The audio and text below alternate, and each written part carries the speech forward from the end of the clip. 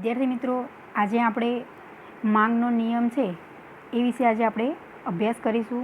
તેમજ જે આવક અસર અને અવેજી અસર શું છે એ વિશે આપણે અભ્યાસ કરીશું.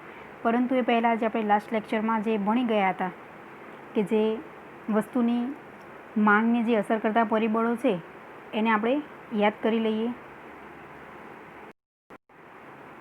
આપણે સમજ્યા હતા કે માંગ એટલે શું, તો કોઈ એક ચોક્કસ સમય અને કિંમતે જે ગ્રાહક છે તો તેની જે તે વસ્તુ ખરીદવાની ઈચ્છા, શક્તિ અને તૈયારી છે તો આપણે એની માંગ કહી શકીએ છીએ. હવે માંગને અસર કરતા જે બે પરિબળો સૌથી મહત્ત્વના છે, એક છે વસ્તુની કિંમત અને બીજું છે કે જે વસ્તુની કિંમત સિવાયના જે અન્ય પરિબળો. તો સામાન્ય રીતે વસ્તુની કિંમત ઘટે તો તેની માંગ છે એ વિસ્તરણ થાય છે, એટલે કે માંગમાં જે વધારો જોવા મળે છે. એ જ રીતે જો વસ્તુની કિંમતમાં જે વધારો થાય છે એટલે કે કિંમત વધતા વસ્તુની માંગ છે એમાં ઘટાડો જોવા મળે છે. હવે વસ્તુની કિંમત સિવાયના જે પરિબળો છે તેમાં જે વ્યક્તિની અભિરુચિ, પસંદગી, બીજો મુદ્દો કે વ્યક્તિની જે આવક, ત્રીજો મુદ્દો કે સંબંધિત વસ્તુની કિંમત, ચોથો મુદ્દો કે જે ભવિષ્યની કિંમતો અંગેની જે અનુમાનો, અને પાંચમો મુદ્દો કે જે વસ્તીનું અને જે વય જૂથ એ સૌથી મહત્ત્વનું છે. એટલે કે આમ જે વસ્તુની કિંમત સિવાયના જે પરિબળો છે એ પણ જે માંગને અસર કરે છે. તેમજ આપણે જોઈ ગયા હતા કે જે કે માંગ વિધેય. તો માંગ વિધેય એટલે કે dx ઇક્વલ ટુ f કૌંસમાં px, py, pe, t, y અને u, આ દરેક જે પરિબળો છે દરેકને આધારે જે માંગ વિધેય છે ઉદ્ભવે છે. હવે આપણે જોઈએ કે જે માંગનો નિયમ. તો માંગનો નિયમ શું દર્શાવે છે, એટલે કે કિંમત અને માંગ વચ્ચે શું એ આપણને સંબંધ દર્શાવે છે. એટલે કે વસ્તુની કિંમત અને જે વસ્તુ છે તો એની માંગ વચ્ચેના જે સંબંધની સમજૂતી આપતા નિયમને માંગનો નિયમ તરીકે ઓળખવામાં આવે છે. જે આપણે માંગનો નિયમ છે આગળ આકૃતિ દ્વારા આપણે સમજીશું. તો એ બંને વચ્ચે સૌથી મહત્ત્વની બાબત છે કે જે કિંમત અને માંગ બંને વચ્ચેનો જે સંબંધ છે એની જે સમજૂતી આપે છે તો એ નિયમને આપણે માંગનો નિયમ તરીકે આપણે ઓળખી શકીએ છીએ, કે જેમાં વસ્તુની કિંમતમાં થતા ફેરફારે કારણ અને વસ્તુની માંગમાં થતા ફેરફારે અસર છે. હવે પ્રોફેસર જે આલ્ફ્રેડ માર્શલ છે એ કહે છે કે જો અન્ય પરિબળો યથાવત રહે છે તો વસ્તુની કિંમત ઘટતા વસ્તુની માંગ છે એ વિસ્તરણ થાય છે, જ્યારે વસ્તુની કિંમત વધતા વસ્તુની માંગ છે એનું સંકોચન જોવા મળે છે. એટલે માર્શલનું એવું કહે છે કે અન્ય પરિબળો છે એ સ્થિર રહે છે, યથાવત એટલે કે એ દરેક પરિબળો છે એ સ્થિર જોવા મળે છે.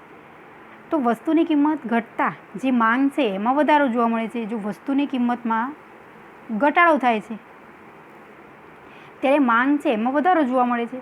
પરંતુ જો વસ્તુની કિંમત વધતા વસ્તુની માંગ છે એમાં શું થાય, સંકોચન, એટલે કે માંગ છે ઘટે છે. જ્યારે કોઈ પણ વસ્તુની કિંમત વધે છે તો એ વસ્તુની જે બજારમાં છે એ માંગમાં શું જોવા મળે છે, ઘટાડો જોવા મળે છે. આવું માર્શલ કહે છે. એટલે કે આમ વસ્તુની કિંમત અને તેની માંગ વચ્ચે વ્યસ્ત સંબંધ છે.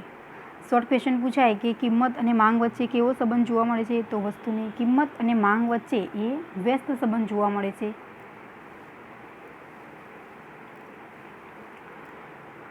હવે આપણે જોઈએ કે જે ધારણાઓ માંગ નિયમની છે કે જે ધારણાઓ,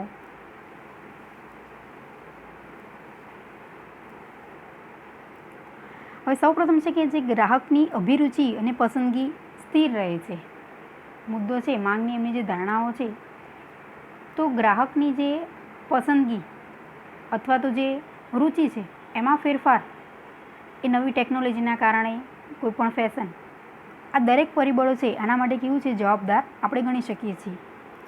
હવે બીજો મુદ્દો કે જે ગ્રાહકોની આવક સ્થિર છે, આ ધારણા છે. એટલે કે કોઈ પણ વ્યક્તિ છે એની ગ્રાહકની જો આવક સ્થિર જોવા મળે કે જો ગ્રાહકની આવક વધે છે તો એકંદરે આપણે એવું કહી શકીએ કે જે તે વ્યક્તિ છે આવક વધે છે તો એ વસ્તુ ખરીદવાની જે તે શક્તિ છે એ વધારે જ રહે. પરંતુ એકંદરે જો વ્યક્તિની આવક ઘટે છે તો એ માંગ છે ઓટોમેટિક શું લાવશે, ઘટાડો લાવશે. એટલે ગ્રાહકની આવક એ ખૂબ જ મહત્ત્વની છે. ત્રીજો મુદ્દો છે કે જે અવેજી અને પૂરક વસ્તુની કિંમતો જે સ્થિર જોવા મળે છે. ચોથો મુદ્દો કે જે ભવિષ્યની કિંમતો અંગેના અનુમાન આપણે અહીં કરવામાં આવતા નથી. એટલે કે જો વસ્તુની કિંમત ભવિષ્યમાં વધશે એવી ગ્રાહક અનુમાન કરે છે તો એ વર્તમાનમાં વસ્તુની માંગ છે એ વધવાનું વલણ રહેશે. કે કોઈ પણ વસ્તુ છે જો ભવિષ્યમાં એ વસ્તુની માર્કેટમાં એ ભાવમાં વધારો જોવા મળશે તો હાલ વર્તમાનમાં એ વસ્તુની માંગ છે એ કેવું મળશે, વધશે. શાના કારણે કે જો ભવિષ્યમાં એ વસ્તુની ભાવ વધારે છે તો હાલ એ વસ્તુ પરચેસ કરવામાં એટલે કે આપણે અહીં ભવિષ્યની કિંમતો અંગેના અનુમાન આપણે અહીં માંગના નિયમમાં કરવામાં આવતા નથી. આગળનો મુદ્દો છે કે જે વસ્તીનું પ્રમાણ સ્થિર રહે છે. એટલે કે જે વસ્તીનું પ્રમાણ વધતા કે ઘટતા ગ્રાહકોની સંખ્યામાં શું જોવા મળે, વધારો ઘટાડો. પરિણામે જે માંગ છે એને ખૂબ જ અસર કરે છે. એટલે કે વસ્તીનું પ્રમાણ છે એ પણ અહીંયા માંગ નિયમમાં આપણે શું રાખીએ છીએ, સ્થિર ધારીએ છીએ. આમ આ દરેક ધારણાઓ છે એ આપણે જોઈ. હવે આપણે આગળ જોઈએ કે જે માંગ નિયમની સમજૂતી. આ ક્વેશ્ચન ખૂબ જ મહત્ત્વનું છે. પૂછાય એક્ઝામમાં કે જે માંગ નિયમ છે એ આકૃતિ સહિત સમજાવો. તો સૌપ્રથમ આપણે જોઈએ તો માંગનો નિયમ આપણે સમજાવવા માટે એક આપણે અનુસૂચિ બનાવીશું. એટલે કે કાલ્પનિક આપણે આંકડાકીય માહિતી અહીં દર્શાવી છે કે કિંમત અને માંગ, અને એના પરથી આપણે શું દોરવાની છે, જે માંગનો નિયમ છે એ આકૃતિ દ્વારા આપણે સમજાવીશું. સૌપ્રથમ આપણે જોઈએ કે જે માંગની અનુસૂચિ છે એટલે કે કોઈ એક ગ્રાહક કોઈ એક ચોક્કસ સમયે જુદી જુદી કિંમતે વસ્તુના કેટલા એકમો ખરીદવાની તૈયારી કરે છે તો તે દર્શાવતી યાદીને માંગની અનુસૂચિ કહે છે. અનુસૂચિ એટલે શું કે કોઈ પણ આપણને જે આપેલી છે કિંમત અને માંગ, કોઈ એક ચોક્કસ સમયે જુદી જુદી કિંમતે જે વસ્તુના કેટલા એકમો ખરીદવાની તૈયારી બતાવે છે, તૈયારી દર્શાવે છે કોઈ ગ્રાહક, તો એ દર્શાવતી જે યાદી છે તેને આપણે કહી શકીએ છીએ કે જે માંગની અનુસૂચિ. હવે અહીં દર્શાવ્યું છે મેં કે જે કિંમત અને માંગ. હવે એક પેનની કિંમત એ રૂપિયામાં દર્શાવી છે, જ્યારે સામે માંગ છે એ નંગમાં દર્શાવી છે કે પેનની માંગ છે એ નંગમાં છે. સૌપ્રથમ કે જ્યારે પેનની કિંમત જો 25 રૂપિયા હોય તો ત્યારે પેન જે તે વસ્તુ ખરીદવાની સમજવાની ખાસ કે જે માંગ કેટલી જોવા મળે છે તો 10. જ્યારે પેનની કિંમત એક પેનની કિંમત જો 20 રૂપિયા છે તો ત્યારે પેનની જે માંગ છે એ કેટલા એકમો છે, જે નંગ 20. પેનની કિંમત જ્યારે 20 રૂપિયા છે એ ઘટીને જો 15 રૂપિયા થાય છે તો ત્યારે પેનની માંગ જે જોવા મળે છે 30. જ્યારે કિંમતમાં ઘટાડો થઈ 15 રૂપિયાની જગ્યાએ જો 10 રૂપિયા થાય છે તો સામે જે માંગ છે એ 40 નંગ જોવા મળે છે. એ જ રીતે જો પેનની કિંમત એક પેનની કિંમત જો ₹5 થાય છે તો સામે માંગ એ 50 નંગ જોવા મળે છે. એટલે એકંદરે આપણે એવું કહી શકીએ કે જો પેનની કિંમતમાં જેમ જેમ ઘટાડો થાય છે એમ સામે જે માંગ છે એમાં શું જોવા મળે છે, આપણને વધારો જોવા મળે છે. જો 25 રૂપિયા એક પેનની કિંમત છે ત્યારે જે માંગ છે એ કેટલા નંગ છે, 10. પરંતુ જો એ પેનની કિંમત એક પેનની જો 5 રૂપિયા છે તો સામે માંગ છે એ કેટલા એકમ જોવા મળે છે આપણને, જે 50. આ સૌથી મહત્ત્વની વાત છે કે જો પેનની કિંમત 25 છે ત્યારે જે માંગ છે એ 10 નંગ છે, પરંતુ જો પેનની કિંમતમાં ઘટાડો કરી અને જો 5 રૂપિયા એક પેનની કિંમત થાય તો ત્યારે કોઈ પણ ગ્રાહક એ વસ્તુ ખરીદવાની જે માંગ છે એ કેટલી જોવા મળે છે, એ વધતી જોવા મળે છે, એટલે કે 50 નંગ જોવા મળે છે. તો આપણે હવે આ જ વસ્તુ અનુસૂચિ દ્વારા જે તે માહિતી છે એને આપણે આકૃતિમાં રજૂઆત કરીએ.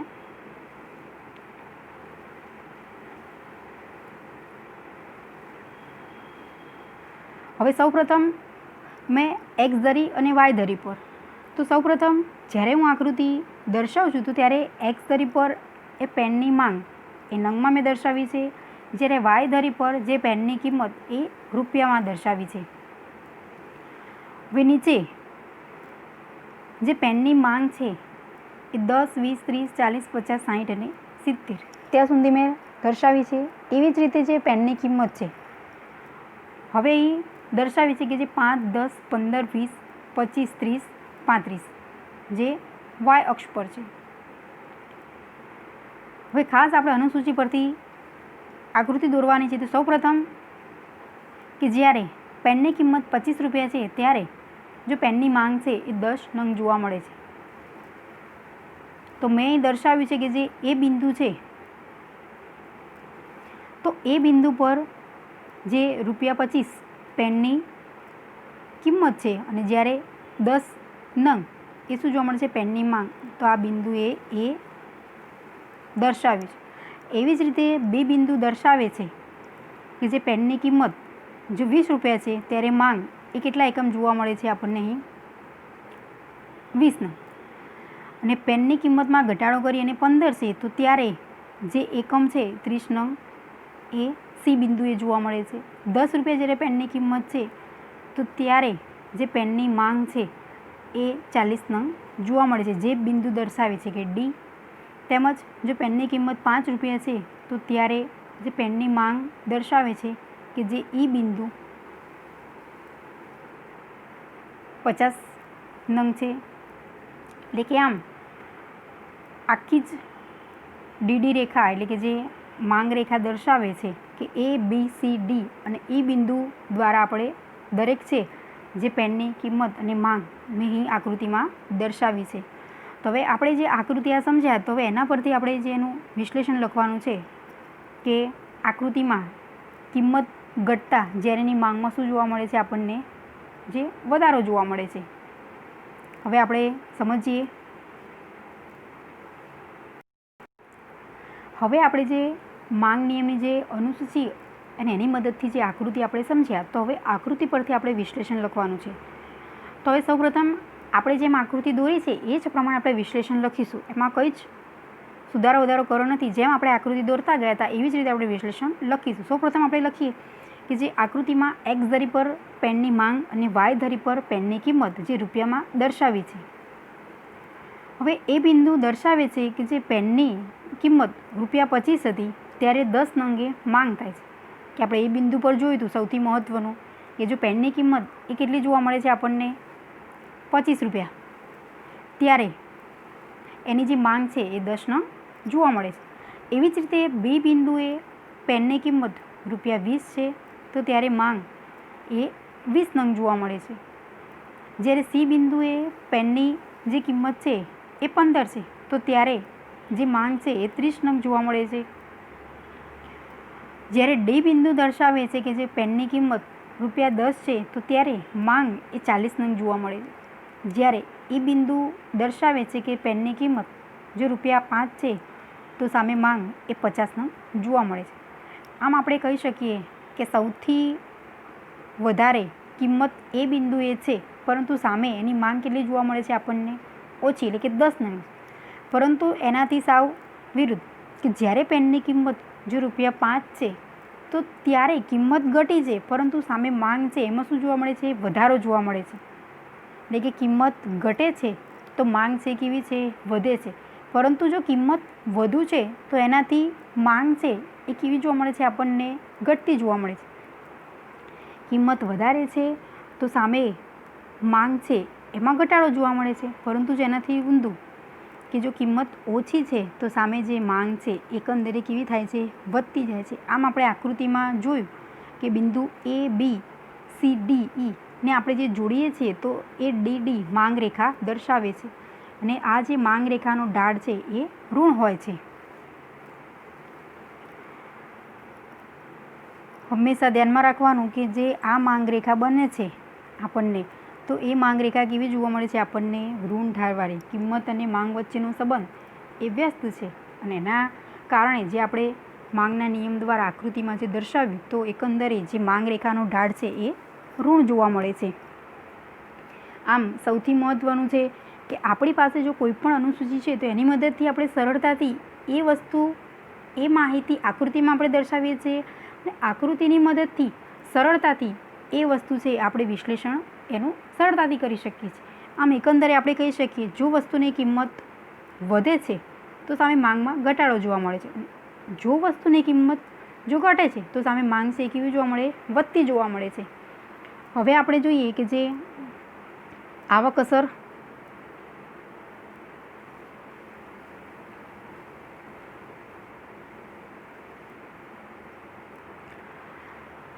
સૌપ્રથમ ગ્રાહકની નાણાકીય આવક સ્થિર રહે અને જો વસ્તુની કિંમતમાં ઘટાડો થાય તો ગ્રાહકની ખરીદ શક્તિમાં જે વધારો થાય છે.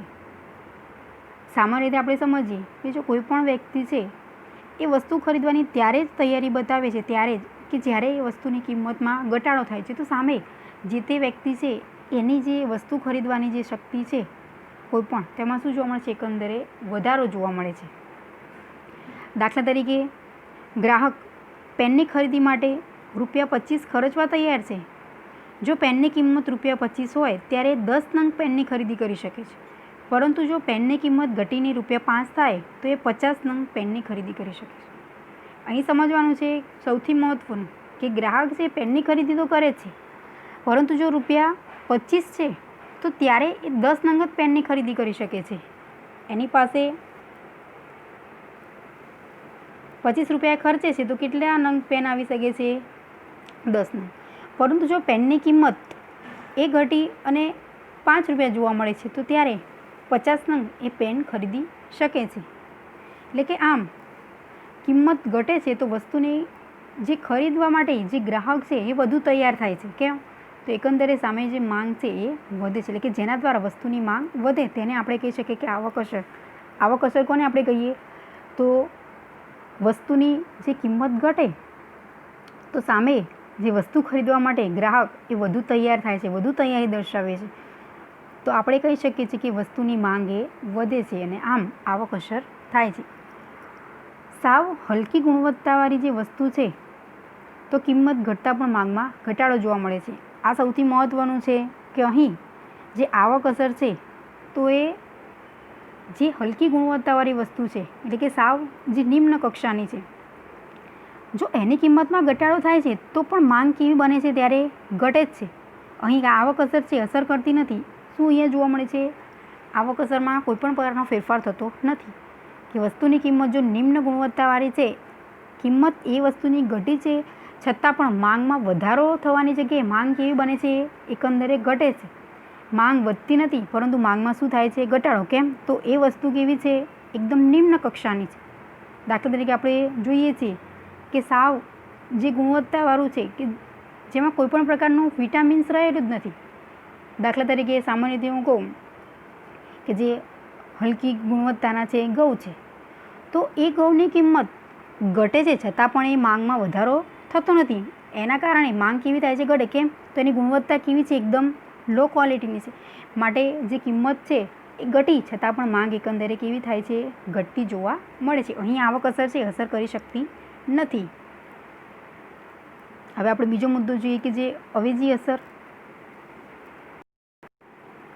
હવે આપણે જોઈએ કે જે અવેજી અસર. અવેજી અસર એટલે કે કોઈ એક મૂળ વસ્તુની કિંમતમાં ઘટાડો થાય ત્યારે તેની એક સમાન એવી અવેજી વસ્તુની કિંમતની સરખામણીમાં આ વસ્તુ એ સસ્તી બને છે, જેથી ગ્રાહક અવેજી વસ્તુની માંગ ઘટાડીને મૂળ વસ્તુની માંગ વધારે છે તો તેને અવેજી અસર કહે છે.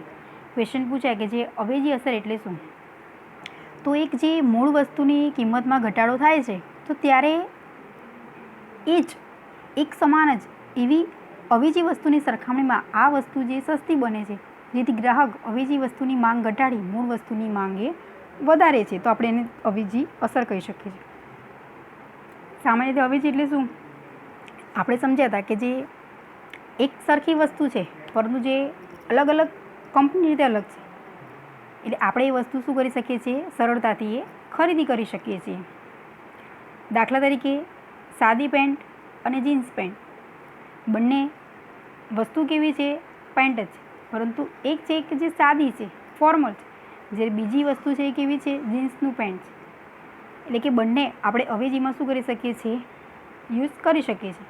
એટલે કે જો સાદી પેન્ટની કિંમત ઘટે ત્યારે તેની અવેજી જીન્સની પેન્ટની કિંમત એ સ્થિર રહે છે. તો ગ્રાહક બંને પેન્ટ વચ્ચેની જે કિંમતની સરખામણી કરતાં સાદી પેન્ટ એ સસ્તી લાગે છે. આપણે કહી શકીએ છીએ કે જો સાદી પેન્ટની કિંમત ઘટે છે તો ત્યારે તેની જે અવેજી વસ્તુ ગઈ છે તો જીન્સનું પેન્ટ છે અને એની કિંમત એ કેવી જોવા મળે છે? સ્થિર. તો ગ્રાહકને બંને જે પેન્ટની વચ્ચેની કિંમતની સરખામણી કરતાં સાદી પેન્ટની કિંમત એ કેવી લાગે છે? એને સસ્તી લાગે છે. કે જેથી તેઓ સાદા પેન્ટની માંગ વધારીને જીન્સની પેન્ટની જે માંગ છે એકંદરે શું જોવા મળે છે? ઘટતી. કેમ?